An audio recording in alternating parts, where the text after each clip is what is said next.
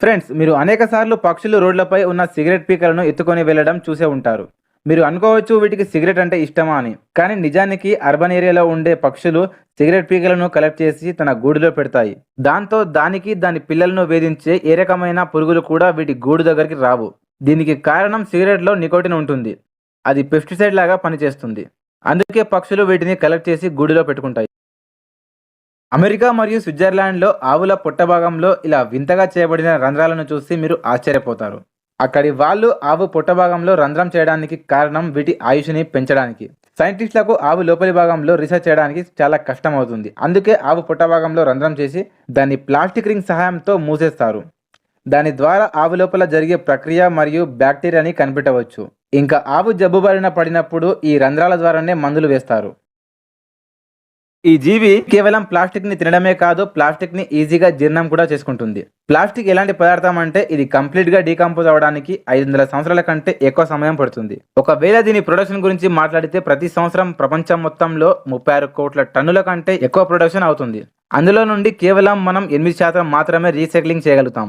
మిగిలిన ప్లాస్టిక్ భూమిపై స్ప్రెడ్ అయి నేలను కలుషితం చేస్తుంది లేదా జీవుల చావుకి కారణమవుతుంది. అయితే దీనికి పరిష్కారంగా సైంటిస్టులు చాలా కాలంగా రీసెర్చ్లో బిజీ అయిపోయారు. 2017లో యూరోప్లోని కొంతమంది సైంటిస్టులు ఒక పురుగుని కనిపెట్టి తీశారు.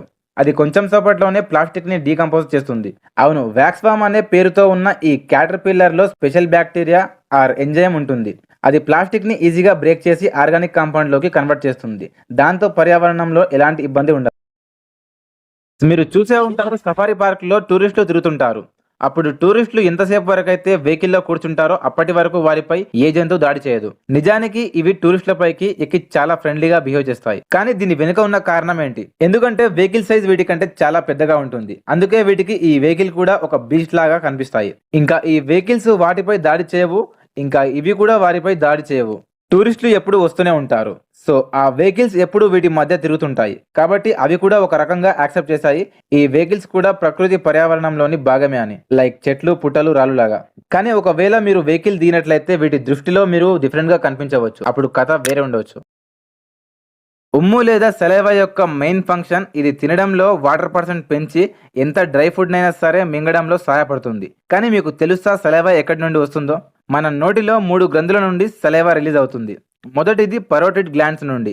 ఇది మన చెంపల కింది భాగంలో ఉంటుంది. ఇది అన్నిటికంటే పెద్ద సలైవా గ్లాండ్. ఇంకా ఇది 20% సలైవాను తయారు చేయగలదు. రెండవది సబ్ మ్యాండిబులర్ గ్లాండ్. ఇది నోటి కింది భాగంలో ఉంటుంది. ఇంకా ఇది 60% వరకు సలైవా తయారు చేస్తుంది. ఇంకా మూడవది సబ్లింగ్వల్ గ్లాండ్స్.